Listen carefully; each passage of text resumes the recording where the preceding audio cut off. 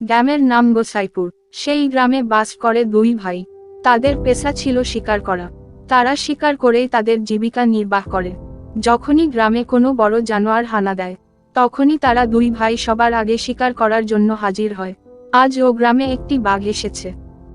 এই ভাই, শুনলাম নাকি আমাদের পাশের জঙ্গলে বাঘ এসেছে, তাহলে চল গিয়ে দেখি। হ্যাঁ দাদা, তুমি ঠিকই শুনেছ।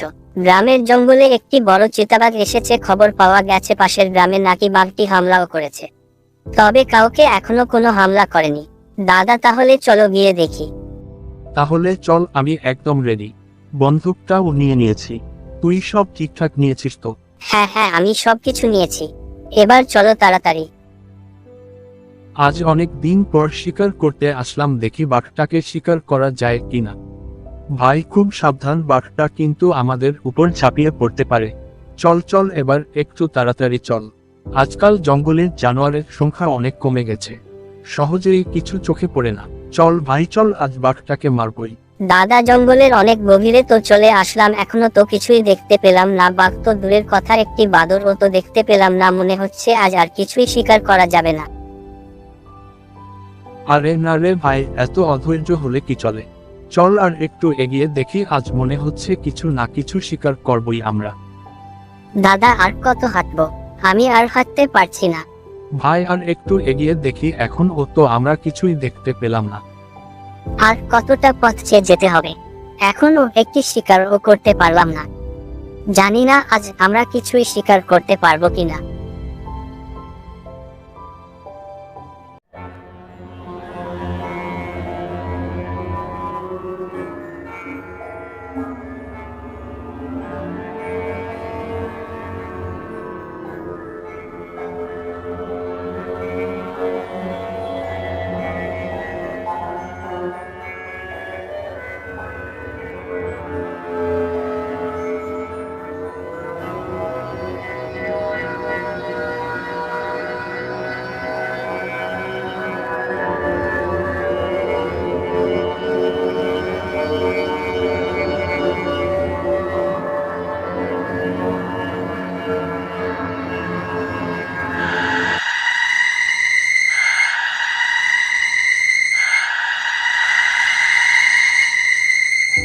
দাদা, আমি আর একটু হাঁটতে পারছি না, চলো একটু জিরিয়ে নেই।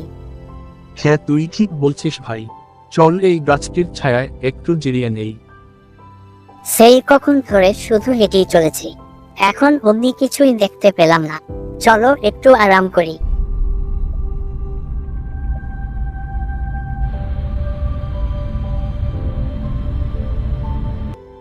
বুঝলি ভাই, আমরা তো আজ কিছুই শিকার করতে পারলাম না। তুই একটু এখানে আরাম কর, আমি আশেপাশে একটু দেখে আসি। তুই কোথাও যাস না যেন।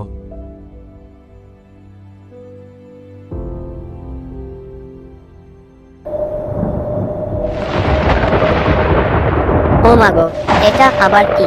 এটা আমি কি দেখলাম? কে তুমি? আমি জিজ্ঞেস করছি, কে তুমি? বলো কে তুমি? দাদা, তুমি কোথায়? তাড়াতাড়ি আসো। দাদা যে কখন আসবে, আমার অনেক ভয় লাগছে। দাদা বাঁচাও, আমাকে মেরে ফেললো। দাদা বাঁচাও। ওরে বাবা, কি ভয়ঙ্কর দেখতে। কে তুমি? তুমি কিছু বলছো না কেন? আমি তোমাকে বারবার জিজ্ঞাসা করছি, তুমি কিছু বলছো না কেন? তুমি কি চাও? কে তুমি? আমি জিজ্ঞেস করছি, কে তুমি? বলো কে তুমি? দাদা তুমি কোথায়? তাড়াতাড়ি আসো। দাদা যে কখন আসবে, আমার অনেক ভয় লাগছে। দাদা বাঁচাও, আমাকে মেরে ফেললো। দাদা বাঁচাও। আজ দিনটাই খারাপ। সকাল থেকে সন্ধ্যা হতে চলেছে, তবুও একটি জানোয়ারও দেখতে পেলাম না। সকালবেলা যে কার মুখ দেখে ঘুম থেকে উঠেছিলাম, সাথে আবার ভাইও এসেছে। ওর সামনে যদি একটি শিকার না করতে পারি, তাহলে ও কি ভাববে? যেমন করেই হোক আমাকে একটা কিছু শিকার করতেই হবে, তা না হলে ভাইকে মুখ দেখাবো কিভাবে? কিন্তু আজ হলো কি, একটা কিছু দেখা যাচ্ছে না।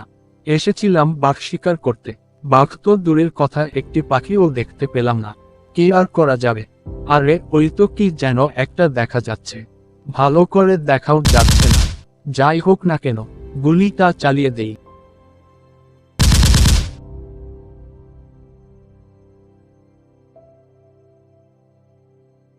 না, কোনো লাভ হলো না। এত গুলি করলাম, একটিও লাগলো না। ধূর ছাই, আর ভালো লাগছে না। যাই, ভাই একা বসে আছে, এত গুলি করলাম, একটিও লাগলো না। দূর ছাই, আর ভালো লাগছে না, যাই, আজ দিনটাই খারাপ হয়ে গেল। ভাই কি হয়েছে তোর? ভাই ভাই কি হয়েছে তোর? ও ভাই, তুই শুয়ে আছিস কেন? তুই কথা বলছিস না কেন? কি হয়েছে তোর? ভাই কি হয়েছে তোর? ভাই কি হয়েছে তোর? দাদা তুমি এসেছো। জানো দাদা, তুমি যখন এখান থেকে গেছিলে তখন এখানে একটি ভূত এসেছিল। কি ভয়ঙ্কর দেখতে! আমি খুব ভয় পেয়ে গেছিলাম। আজ মনে হয় ভূতটা আমাকে মেরাই ফেলতো। দাদা এখান থেকে তাড়াতাড়ি চলো। আরে শুন ভাই, ভূত বলে কিছু হয় না রে, তুই নিশ্চয়ই কিছু ভুল দেখেছিস। আমি তো সেই আশেপাশের জায়গাটা দেখলাম, আমি তো কিছুই দেখতে পেলাম না। আমার খুব ভয় লাগছে। কি ভয়ঙ্কর দেখতে ভূতটা! কি ভয়ঙ্কর দেখতে! আমি খুব ভয় পেয়ে গেছিলাম। আজ মনে হয় ভূতটা আমাকে মেরাই ফেলতো। দাদা তোর শরীরটা একটু ক্লান্ত আছে, তাই তুই এসব ভুল বলছিস। একটু আরাম কর, সব ঠিক হয়ে যাবে। ভূত বলে কিছু হয় না রে, তুই নিশ্চয়ই কিছু ভুল দেখেছিস। দাদা আমি আর এখানে থাকতে পারছি না। তুমি তাড়াতাড়ি চলো, ভূতটা যদি আবার আসে। হ্যাঁ ভাই, চল বাড়ি ফিরে যাই।